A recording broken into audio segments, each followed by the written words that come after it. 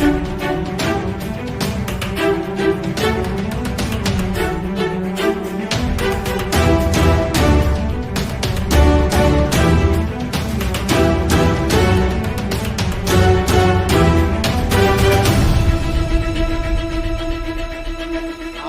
रहे हैं DCP news की दुनिया में आपका स्वागत है। मैं हूं फैज़ अहमद और आप देख रहे हैं डीसीपी न्यूज।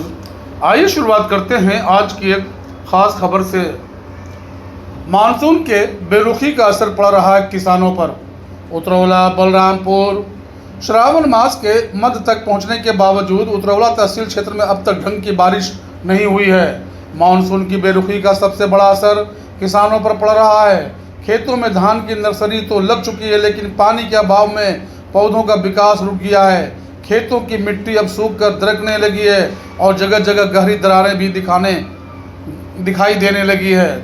किसान राम अवतार, लालता प्रसाद और सुशील यादव जैसे दर्जनों किसानों का कहना है कि हर साल जुलाई के पहले सप्ताह तक अच्छी बारिश हो जाती थी, जिससे खेतों में जल भराव होता था और धान की रोपाई की जाती थी। लेकिन इस साल जुलाई का तीसरा सप्ताह भी बीत गया है और खेत अभी तक प्यासे हैं। नहरों में पानी नहीं है और निजी ट्यूबवेल से सिंचाई करना हर किसान के लिए संभव नहीं।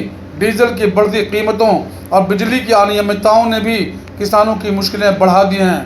प्राकृतिक आपदा के इस दृश्य को देखकर किसानों के चेहरे पर चिंता की लकीरें साफ देखी जा सकती हैं। कई खेतों की स्थिति इतनी खराब हो गई है कि वहाँ ना तो सिंचाई की जा सकती है और ना ही पौधों की जड़ें जमीन पकड़ रही हैं। खेतों में खड़ी धान की पंक्तियां सूखने लगी है और खेत की जमीन जगह जगह से फट रही है। जलवायु परिवर्तन का यह असर ग्रामीण अर्थव्यवस्था पर गंभीर चोट कर रहा है।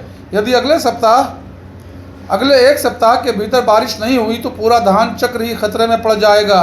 कृषि विशेषज्ञों का मानना है कि ऐसे हालात में वैकल्पिक फसलें या सूखा रोधी बीज अपनाने की सलाह देनी चाहिए, परंतु ग्रामीण क्षेत्रों में इनकी जानकारी और संसाधनों की भारी कमी है। किसानों ने जिला प्रशासन से आग्रह किया है कि सूखा प्रभावित गांवों की सूची तैयार कर तुरंत राहत कार्य शुरू किया जाए।